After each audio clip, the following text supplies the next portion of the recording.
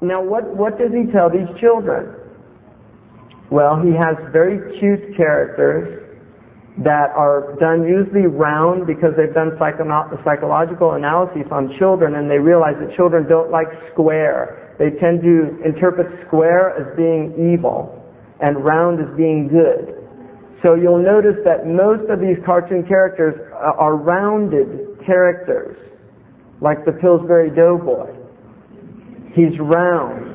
And you'll notice that the evil characters tend to have square faces. So whenever they show Muslims and things like that, and they get these square-faced people, right, to do that. This is really, I mean, it's well thought out stuff. So they have these children in front watching this, and then this character comes on like Tony the Tiger. And Tony the Tiger, it's alliteration, it's got a little kind of, sounds cute. And he does these things like roars.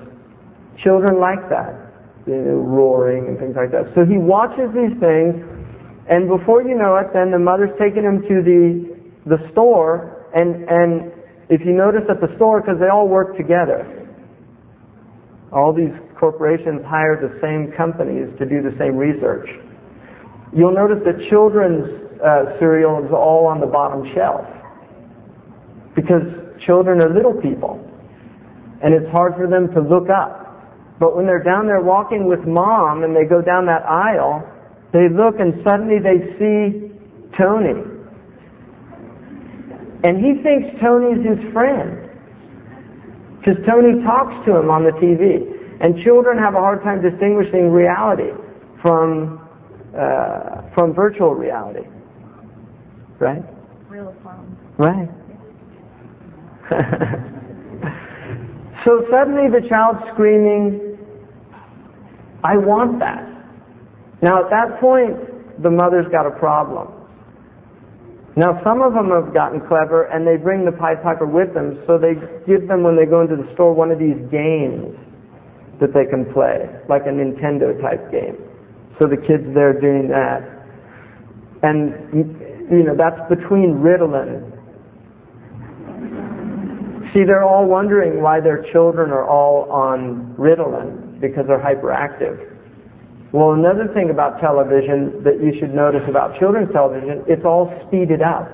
Did you ever wonder why that is? Why is Sesame Street in fast motion? Did you ever wonder that? Why Sesame Street is in fast motion? And A is for Allah is in fast motion as well.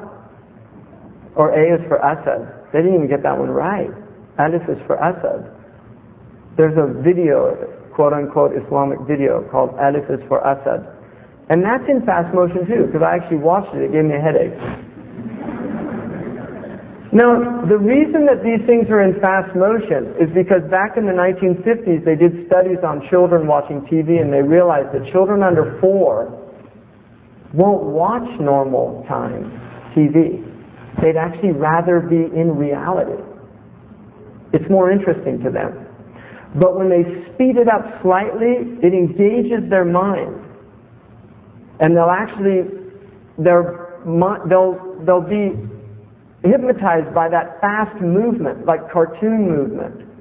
And what happens is, before long they've been trained, and then they can't pull away. They're literally entrained to the television. They can't pull away. And that's why you go up to the child and you go like this. Do that. It's just an experiment. Just go up to your little brother and go like that, and he won't see you for 3 or 4 times. And then finally he'll come out. You break the entrainment because you're breaking the waves. That's what you're doing when you do that. You're breaking the waves, and the entrainment's broken, and suddenly he's like, leave me alone. Because he wants to go back, and then he'll just leave me alone, and then he'll re-lock into the television, right? I'm not making this stuff up. People, do you think I'm making this up? This is happening all over the world right now. There are millions of people in this country. There's probably about 200 million people right now in Canada and America sitting in front of cathode ray tubes right now, in train, watching such inane tripe that they have to be told when to laugh with a laugh track. That's not real laughter. It's canned laughter. That's how bad the jokes are. I mean, have you ever noticed how you don't laugh at any of those jokes? Right? Really, if you're intelligent. If you do, it's a sign that you've got an IQ of less than about 70. So don't admit that you do, even if you do. Right?